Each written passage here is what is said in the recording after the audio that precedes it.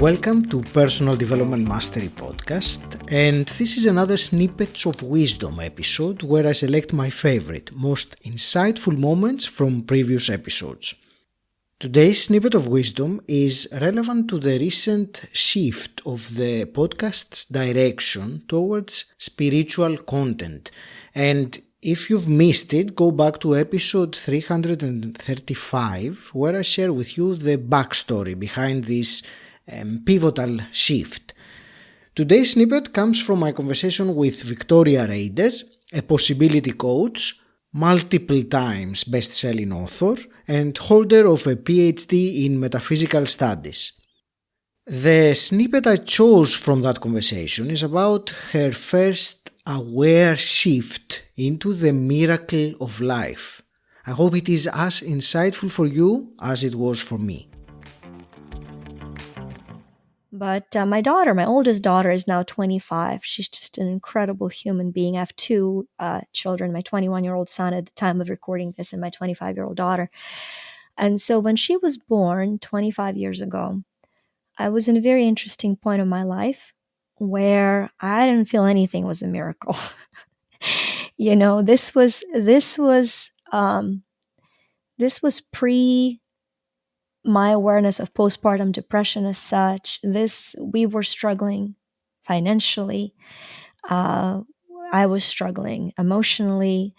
I felt I've lost my purpose. I had this gorgeous little baby that I felt I was unequipped completely to provide for. 10 days prior to her being born, we moved into a new place and we had no money for anything. I didn't have curtains, Agi. I had no curtains on my windows. I was laying in bed 3 days after I brought her home, feeling completely useless. You talk about lack of worthiness and how it's the most important place to start manifesting. I was like, what could I possibly offer this little life? Nothing that I can see financially, nothing that I can see emotionally, nothing. I can offer her nothing.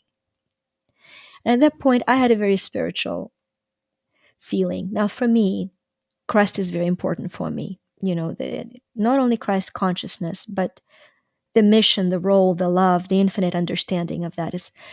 And what came to my mind immediately was how he actually came into this world, being born in a cave, right, with nothing. And the feeling came that if that was enough for him, what you have is more than enough for you. And I laid there and the phrase came in that became my first, now I understand affirmation. What I have and who I am is more than enough to start. I remember laying there and saying, wait a minute, I'm crying about what I can provide for her life. I've co-created her life. And that was my first aware shift into a miracle of life, that nothing is greater than what I've already done.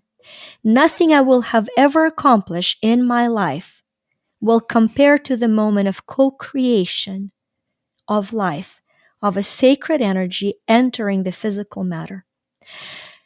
To remember that moment, I started a book of miracles. I wrote down, I understand a miracle of life. I understand a miracle of life. And every so often, when I would experience a very high, powerful emotion of miracle, I would jot it down. And then when I would have lows in my life, because being a human, we have a privilege of experiencing lows. Remember, 49%. Let's write this, baby. I like we how came you said here. privilege. I like that way of describing We the chose lows. this. We chose this. What a truly. Just realize the grief, the pain, the suffering creates the crevice in your heart that the joy can fill. It's gorgeous. It is. So during those carving moments, I would read my Journal for Miracles.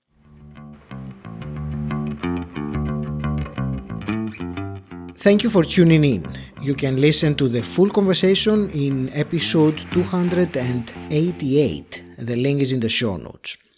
If you've enjoyed this episode, can you find one person that you think it would add value to and share it with them? I would really appreciate you. It helps grow the show and it also helps you add value to people you care about. Thank you so much. Until next time, stand out, don't fit in,